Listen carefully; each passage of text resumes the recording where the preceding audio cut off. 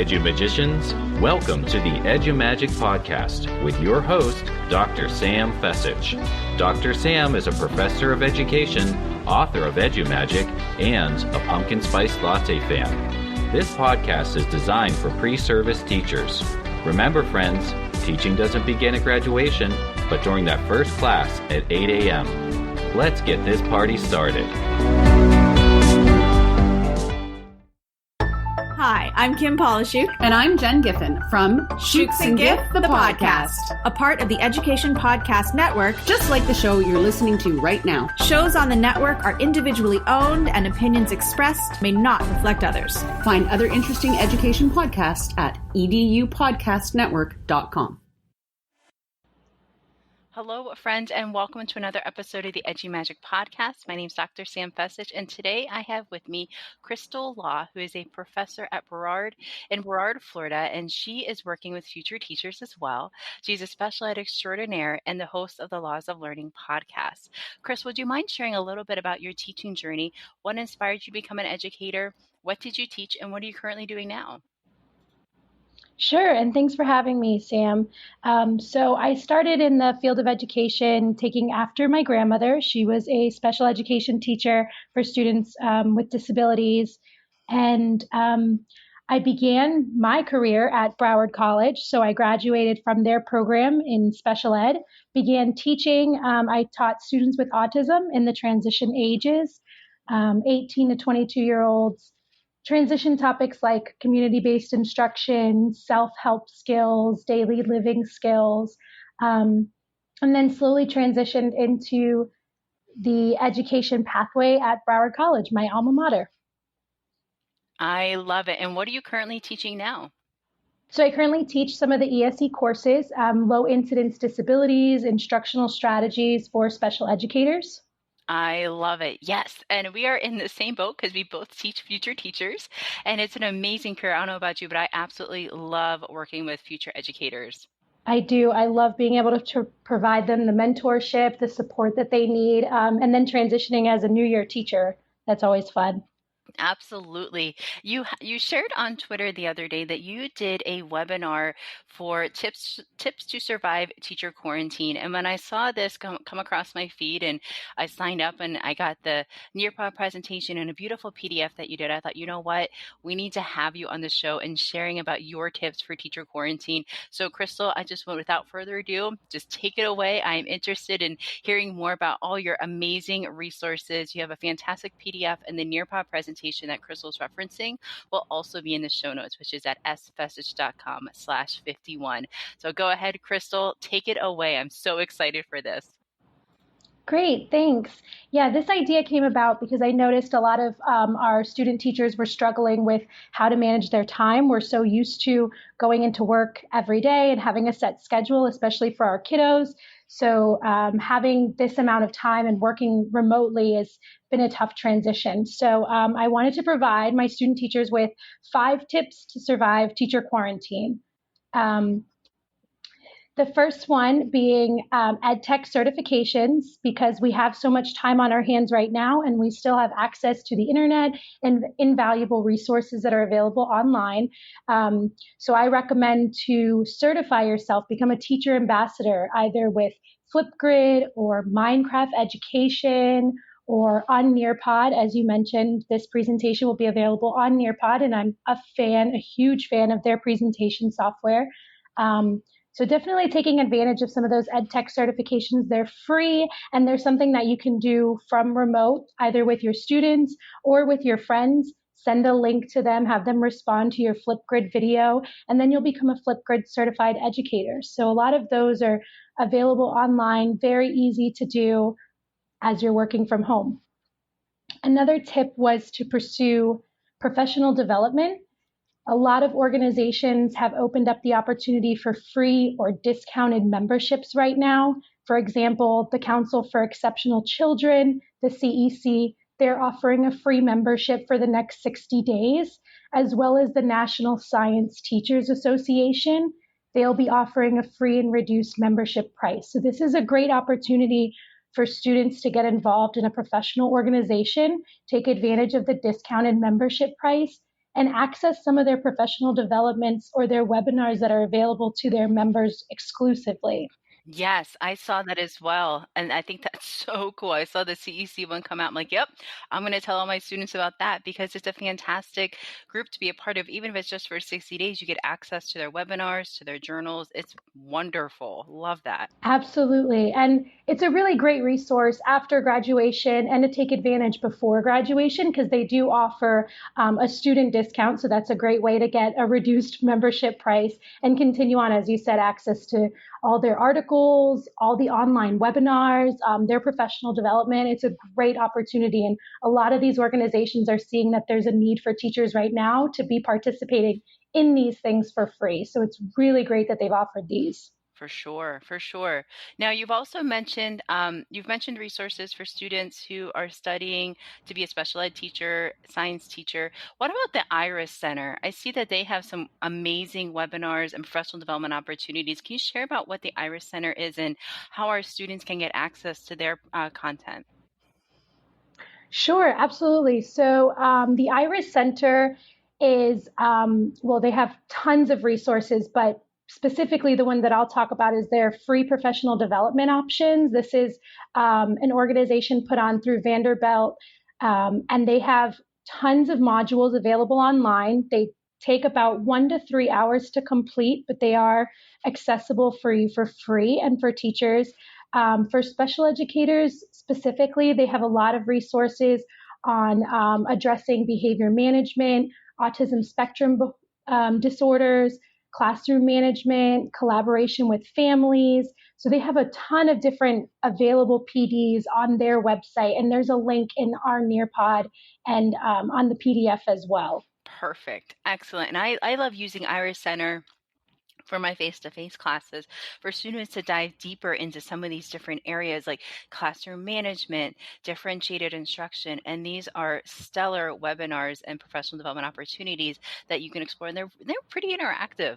Yeah, absolutely. I love them. And for special educators and maybe early childhood or elementary education, it does dive a little bit into the IEP process, the MTSS RTI processes that every educator will have to be familiar with. So it really does go into a lot of those processes and a lot of those instructional strategies pretty thoroughly. Perfect. That's an awesome resource. So far, I know that my listeners are probably getting out a pen and paper right now or refreshing their coffee because you are just rocking it with all the resources. Let's keep going here. What else do you have?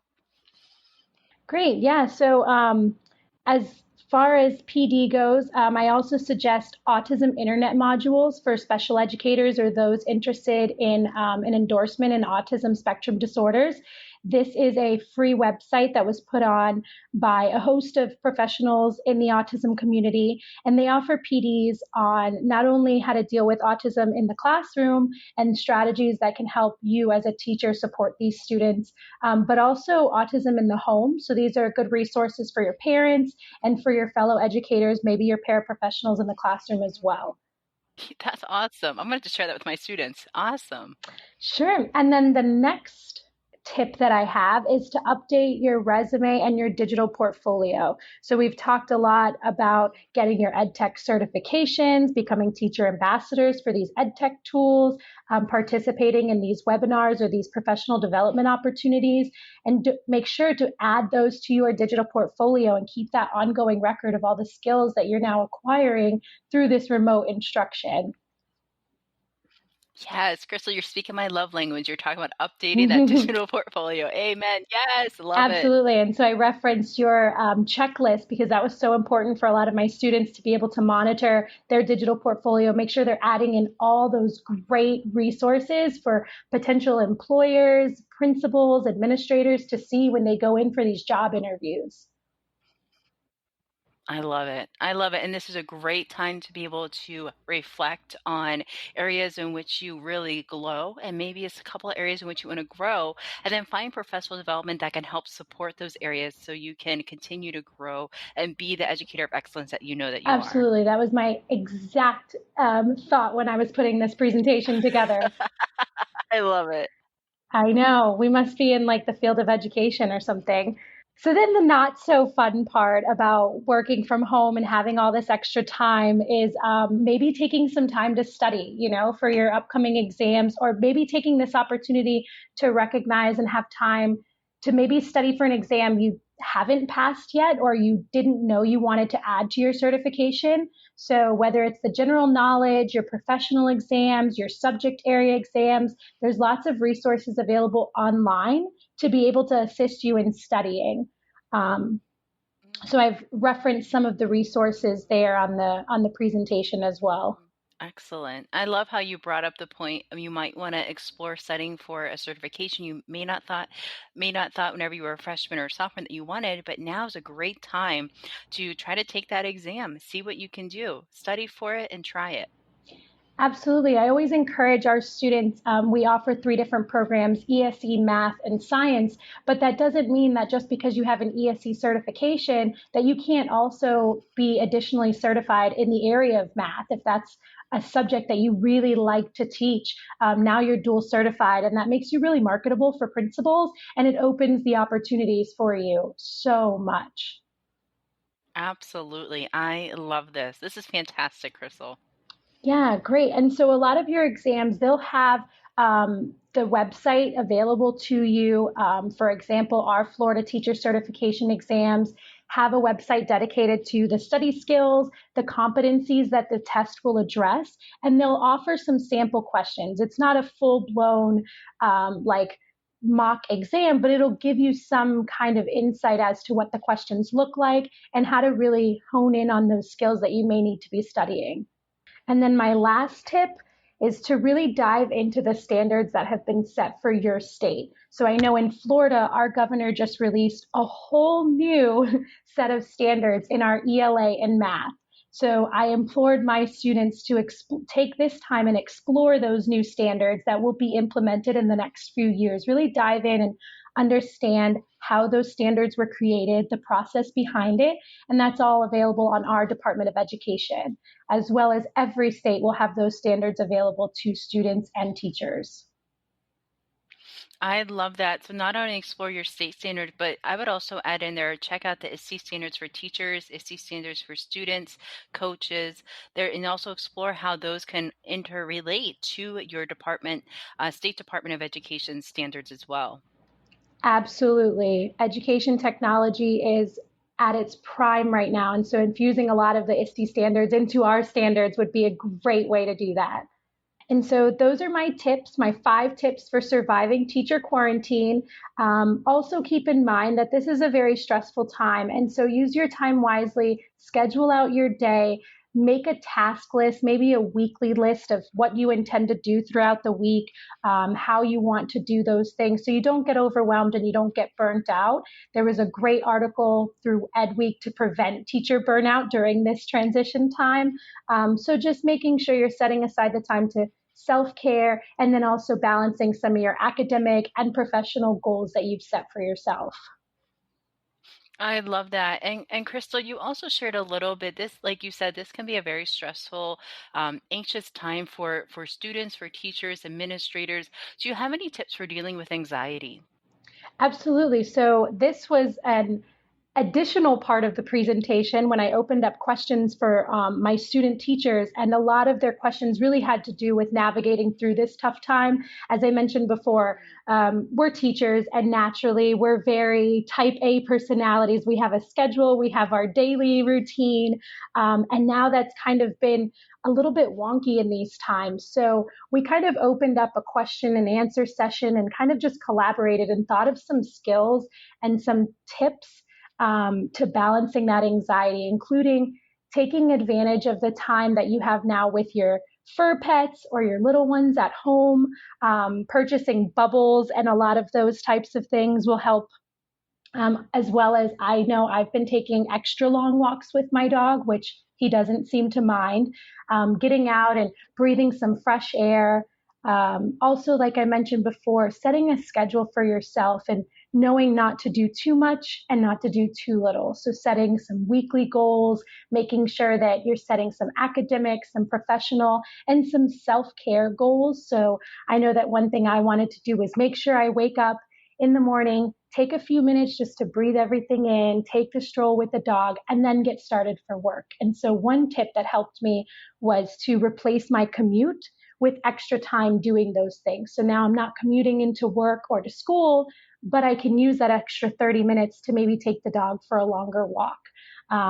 Teaching the dog some tricks or keeping the little ones busy with some academics throughout the house. So really taking advantage of those moments and taking a moment to balance out some of that anxiety and that stress. Those are fantastic. And just to recap your 5 strategies to help our pre-service educators who are either, have a pause in student teaching or field work, let's work through some EdTech certifications, really dive into some professional development opportunities online, update your portfolio, study for those exams, and review your standards, review the state standards, check out those ISTE standards as well. They will help support you in integrating the educational technology. This was fantastic. Thank you so much for your time, Crystal. And how can people get in touch with you if they have any questions?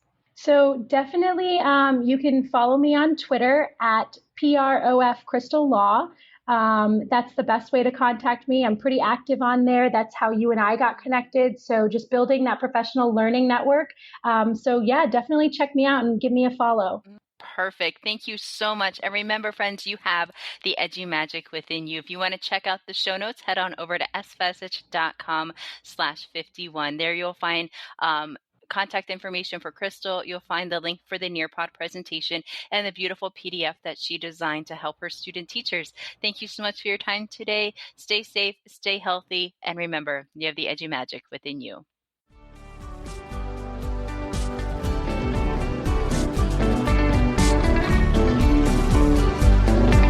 And there you have it, EduMagicians. If you enjoyed this episode, please subscribe and share it with your friends. For more EduMagic, check out sfesich.com and follow Dr. Sam on Twitter and Instagram at sfesich. Until next time, you have the EduMagic within you.